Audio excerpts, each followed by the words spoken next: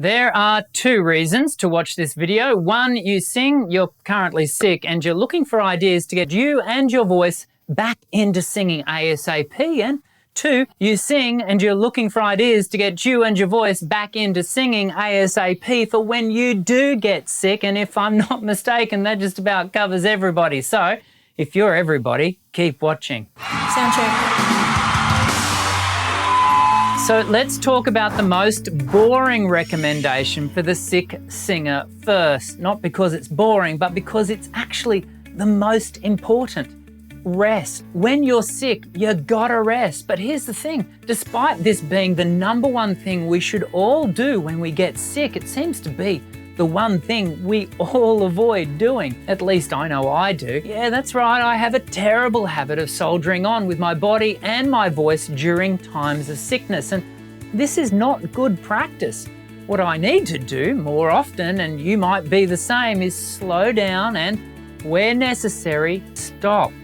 When we are sick, our body needs to focus its energies on fighting the acute infection. Now, like me, you've heard all of this before, but it's worth being reminded that resting during times of acute sickness will also help shorten periods of illness. A day spent in bed might help reduce your period of ill health by many days. The other aspect of rest that those who enjoy singing as both hobby and vocation is vocal rest. Now, there are times when the show must go on, but equally, and perhaps more often, there are times when the show shouldn't go on. And during times of acute sickness, I'm talking colds, flu and COVID here, the risks to the long-term health of your voice are significant. Make no mistake, one singing session with a voice whose health is compromised can result in severe impairment. Always remember, prevention is better than cure. Trust me, one moment of singing passion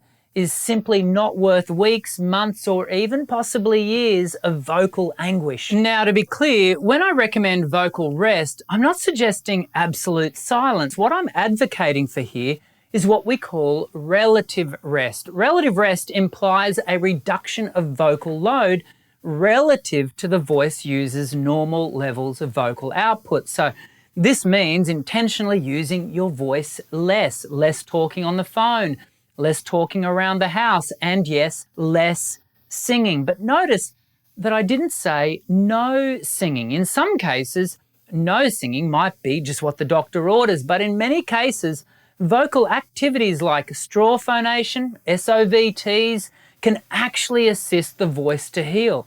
If you'd like to learn more about SOVTs, semi-occluded vocal tract exercises, click here and I'll teach you some handy SOVT activities. You see, when we move the vocal folds in a balanced way, that is reduced pressure with a consistent flow, the vocal folds can come together in such a way that they help to alleviate the swelling that vocal folds often acquire during times of sickness. Another proactive thing you can do to reduce vocal fold swelling is steam the voice.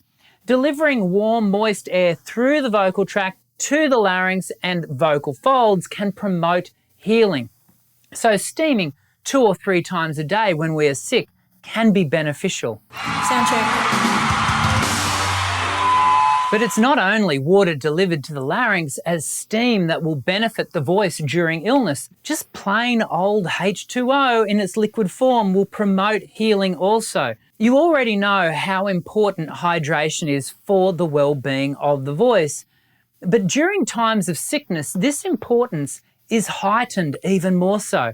Of course, drinking plain water is not the only way we get fluid into the body. During times of sickness, it can be good to consume juices, soups, and extra fruits and vegetables.